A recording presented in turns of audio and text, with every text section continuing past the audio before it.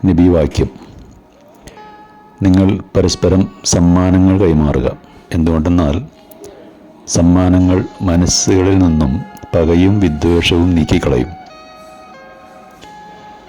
നബി തിരുമേനി സമ്മാനങ്ങൾ അഥവാ ഗിഫ്റ്റുകൾ സ്വീകരിക്കുകയും അത് സമ്മാനിക്കുന്നവരെ പ്രശംസിക്കുകയും ചെയ്യുമായിരുന്നു.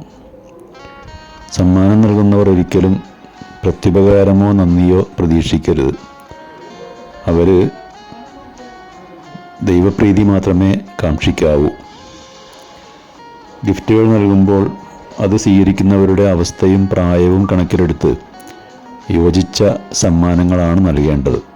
അതും ഓരോരുത്തരുടെ കഴിവിനനുസരിച്ചായിരിക്കണം. ഗിഫ്റ്റ് നൽകുമ്പോൾ സന്തോഷത്തോടെ പുഞ്ചിരിച്ചുകൊണ്ടായിരിക്കണം നൽകേണ്ടത്. മറ്റൊരു നബിവാക്യത്തിൽ പറയുന്നുണ്ട്: ആർക്കെങ്കിലും ഒരു സമ്മാനം ലഭിച്ചാൽ അയാൾ അതിന് പകരമായി മറ്റെന്തെങ്കിലും സമ്മാനിക്കട്ടെ. ഇനി ഒന്നും കൊടുക്കാനില്ലെങ്കിൽ അയാളെ പ്രശംസിക്കട്ടെ. ആ പ്രശംസ അയാളോടുള്ള നന്ദിയാണ്.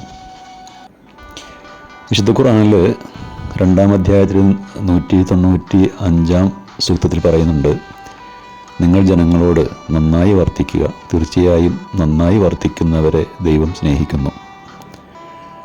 മറ്റൊരു നബിവാക്യത്തിൽ പറയുന്നുണ്ട്: നിങ്ങൾ പരസ്പരം സമ്മാനങ്ങൾ കൈമാറുക, അതുവഴി പരസ്പര സ്നേഹബന്ധങ്ങൾ സുദൃഢമാക്കാം. നബിക്ക് എല്ലാ വിഭാഗത്തിലും പെട്ട ആളുകൾ സമ്മാനങ്ങൾ നൽകാറുണ്ടായിരുന്നു.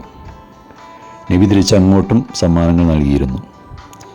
ഈജിപ്തിലെ ക്രിസ്ത്യൻ രാജാവായിരുന്ന മുഖൗക്കിസ് നബിക്ക് വലിയ സമ്മാനങ്ങൾ കൊടുത്തയക്കുകയും നബി തിരിച്ചങ്ങോട്ടും സമ്മാനങ്ങൾ കൈമാറിയതും ചരിത്രത്തിൽ കാണാം.